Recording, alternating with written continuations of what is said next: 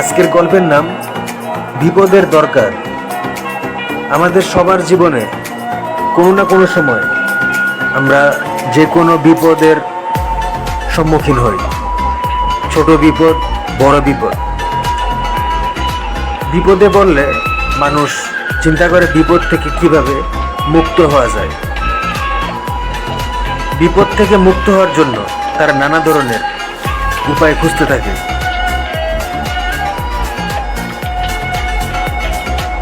একবার যখন কেউ বিপদে পড়ে, বিপদে পড়ার পর সে যখন পরে বিপদ থেকে রক্ষা পায়, পরের বার যখন দ্বিতীয়বার বিপদে পড়ে, তখন আগের যেই বিপদে পড়ার পূর্বের যেই বুদ্ধি বা পূর্বের বিপদের থেকে রক্ষা পাওয়ার যে অভিজ্ঞতা, সে অভিজ্ঞতা সে কাজে লাগায়। কাজে লাগাইলে সে তখন পরবর্তীতে বিপদে পড়লে দ্বিতীয়বার সমাধান করার তার জন্য আগের চেয়ে একটু সহজ হয়, কারণ অভিজ্ঞতা। আজ পর্যন্ত এই পৃথিবীতে যে সকল বিপদ থেকে রক্ষা করার সমাধান তৈরি হয়, সবগুলোর পিছনে বিপদ ছিল অন্যতম একটা কারণ। মানুষ যখন বিপদে পড়ে, তখনই মানুষের মাথায় বিপদ থেকে রক্ষা পাওয়ার কথাটা তার সবার আগে একটা সৃজনশীল সমাধান তৈরি করার প্রয়াস বৃদ্ধি পায়। আর এই কারণে বিপদের দরকার।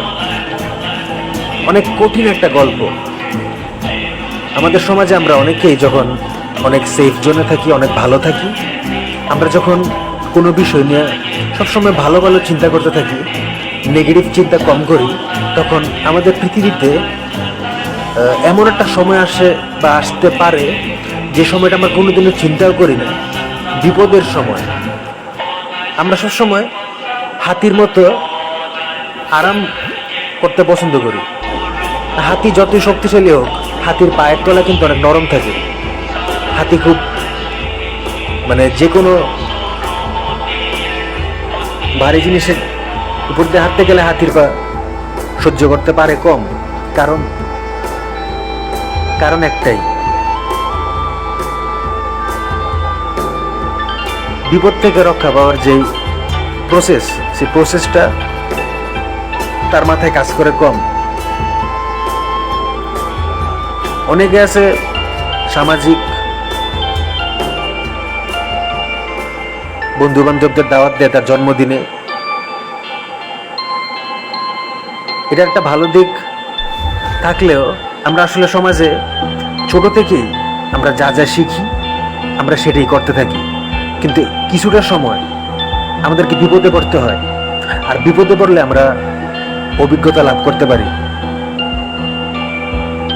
যত বেশি বন্ধু, যত বেশি যোগাযোগ, তার একটা নেগেটিভ সাইড, ধার, ঋণ দিতে হবে। বন্ধু, আমার কিছু টাকা ধার দে, তোর আমি কালকে দিয়ে দেব। বন্ধু, তোর বাসার পানির কল থেকে বা পানির বোতল থেকে আমি একটু পানি খাই, তুই না আমার বন্ধু। পানি দিবেন, সব দিবেন, তারপর পানি শেষ, টাকা শেষ, ধার দিলেন, ঋণ নিল, টাকা আর ফেরত পাইলেন না। সামাজিকতার এইসব অসুবিধা, এইসব বিপদ আমরা কেউ কোনোদিনও স্বীকার করতে চাই না। দেখতে হবে, গবেষণা করতে হবে।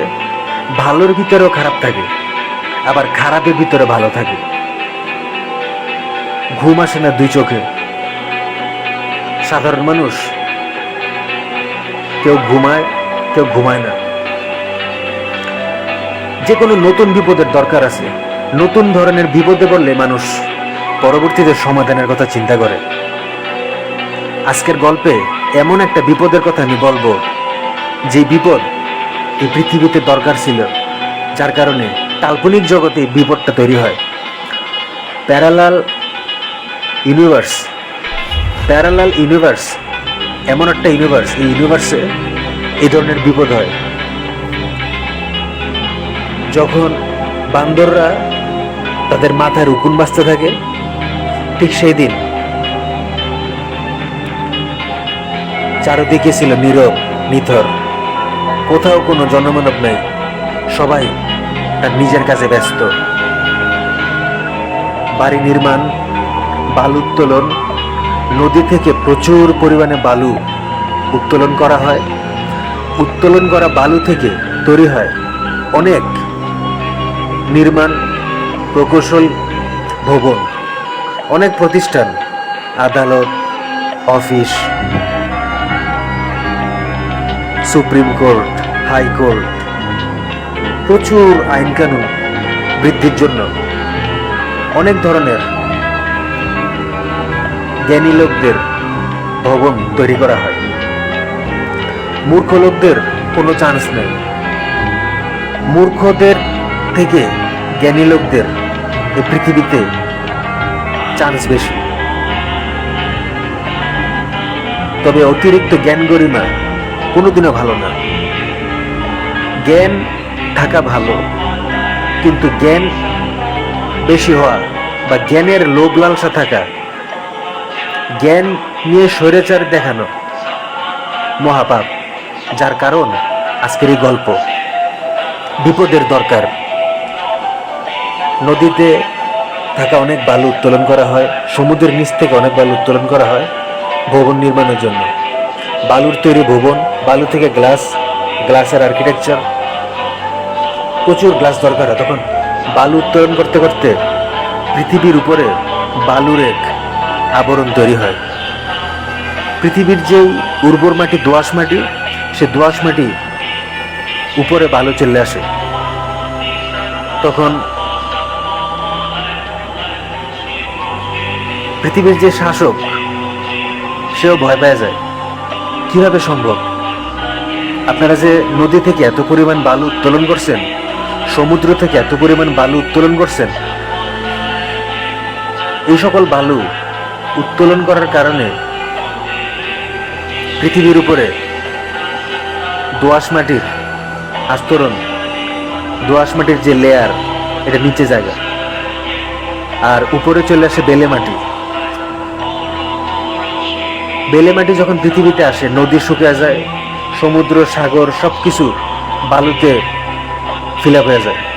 চারদিকে যখন বালু থাকে, তখন ক্ষেত জমিনে উর্বর মাটির অভাবে ফসল মারা যেতে থাকে। শুকনা ক্ষেত, শুকনা জমি, নদী খনন সবকিছু তখন বালুতে পরিপূর্ণ থাকে। পৃথিবীতে পানির অভাব, পুরো পৃথিবী মরুভূমিতে পরিণত হয়। প্যারালাল ইউনিভার্সে এই ধরনের একটা বিপদ আসা দরকার ছিল। কাল্পনিক জগতে যদি এরকম ধরনের বিপদ আসে, তাহলে আমরা বাস্তবে এই ধরনের বিপদ সমাধান করার প্রসেস আমরা চিন্তা করতে পারি। এই গল্পের মাধ্যমে এই বিপদের ব্যাপারে এক ধরনের বিনোদনমূলক সতর্কতা সবার জন্য। তখন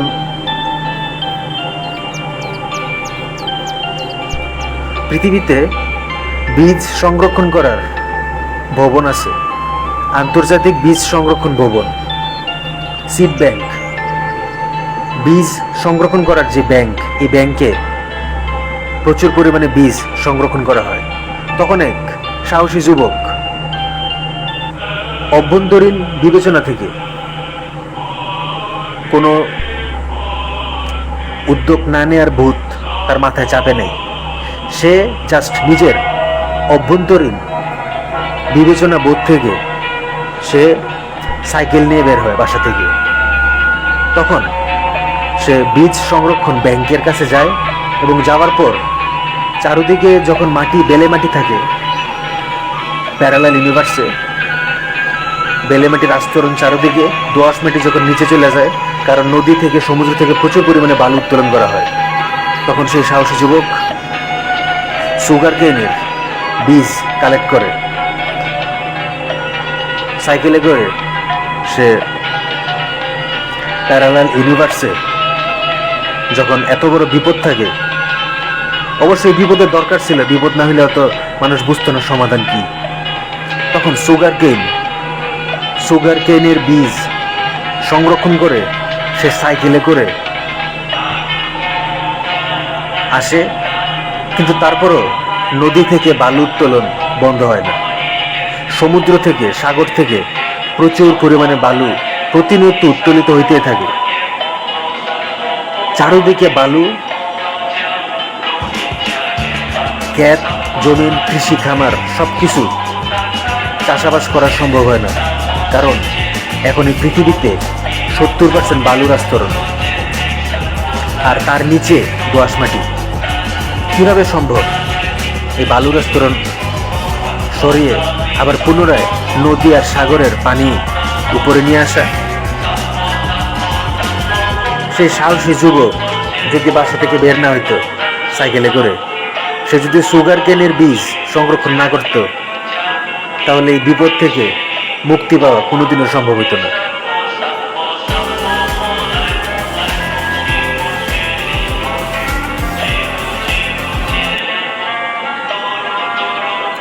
সবাই যখন বালুর তৈরি ভবন তৈরি করাতে ব্যস্ত, কেউ হয়তো এই জিনিসটা কোনোদিনও চিন্তাও করেনি যে একটা সময় ভালো থেকে খারাপ হয়, আবার খারাপ থেকে ভালো হয়।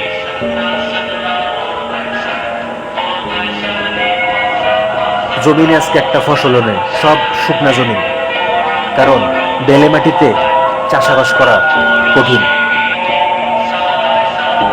তখন সেই সাহসী যুবক সাহস করে সুগার কেনের বীজ বপন করে সে বেলে মাটিতে। প্রচুর পরিমাণে সুগার কেন ফলন হয় সে বেলে মাটিতে।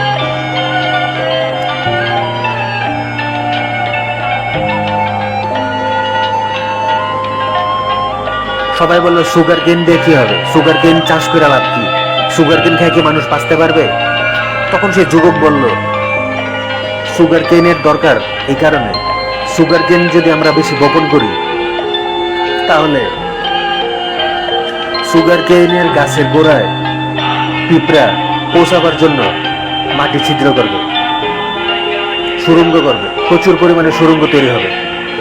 সুগার কেনের গাছের গোড়ায় পৌঁছানোর জন্য প্যারালাল ইউনিভার্সে প্রচুর পরিমাণ পিঁপড়া মাটি ছিদ্র করে, ছিদ্র করতে করতে সে ছিদ্রের ভিতর দিয়ে সকল পিঁপড়া সুগার কেন গাছের গোড়ায় পৌঁছানোর জন্য মাটিতে যে ছিদ্র করে, সে ছিদ্র দিয়ে পানি প্রবাহ আসা যাওয়া করতে থাকে। নদী, সাগর, সমুদ্রের পানি আবার পুনরায় পৃথিবীর উপরে আসতে পারে। পিঁপড়া যখন ছিদ্র করে, সকল পিঁপড়া সুগার কেনের গাছের গোড়ায় আসার লোভে তারা তখন মাটির ভিতর প্রচুর পরিমাণে ছিদ্র করতে থাকে। ছিদ্রের ভিতর দিয়ে পানি প্রবাহিত হয়, আর পানি প্রবাহিত হওয়ার কারণে তখন এই পৃথিবী পুনরায় চাষাবাস করার উপযোগী হয়। পৃথিবীতে সাগর, নদী, আবার শুকিয়ে যাওয়া নদী পুনরায় পানি ফিরে পায়, নদী প্রবাহ বাড়তে থাকে, নদীর স্রোত আবার আগের মতো প্রবাহমান হয়। তখন এক বান্দর সে ক্ষেতের উপর দিয়ে হাঁটতে থাকে, গীবত করার চেষ্টা করে, কিন্তু এই পৃথিবীর প্রকৃতির প্রসেস তাকে আর গীবত করার সুযোগ দেয়নি। বান্দর দোষ খুঁজতে থাকে, এই পৃথিবী আবার পুনরায় তার রঙিন রূপ ফিরে পায় শুধুমাত্র সুগার কেনের বীজ বপন করার কারণে। বেলে মাটির আস্তরণ আবার দোআঁশ মাটির নিচে চলে যায়, দোআঁশ মাটি উপরে চলে আসে, চোখ বড় বড় করে দেখতে থাকে এই অদ্ভুত প্রাণী। কিছু করার নেই তার, কিছুই জানে না, কিছুই বুঝে না। পৃথিবী তখন আবার পুনরায় তার আগের রূপ ফিরে পায়। এখন পৃথিবীতে আগের মতো আবার দোআঁশ মাটি। এজন্যই দরকার বিপদের। পরবর্তীতে যদি এরকম বিপদ আবার হয়, সমাধান করতে বেশিক্ষণ সময় লাগবে না। অনেক মানুষ হয়তো পানির পিপাসায় মরুভূমিতে তৃষ্ণায় মারা গেছে, কিন্তু পরের বার যদি এরকম বিপদ আবার হয়, এই পৃথিবী অ্যালার্ট থাকবে। প্যারালাল ইউনিভার্সে বিপদের দরকার, বাস্তব জীবনে বিপদের দরকার। বিপদ থেকে বিপদ মুক্ত হওয়ার চিন্তা আসে। আর কেউ যদি বিপদে না পড়ে, তাহলে সে কোনোদিনও বিপদ থেকে মুক্তি করার চিন্তা বা তার ভিতরের যেই বিপদ মুক্ত হওয়ার মানসিকতা কোনোদিনও তৈরি হবে না। এই জন্যই প্রতিটা ব্যক্তির বিপদে পড়তে হয়। আর বিপদে পড়লে বিপদ থেকে মুক্তি পাওয়ার চিন্তা বা উপায় সৃষ্টি হয় তাই।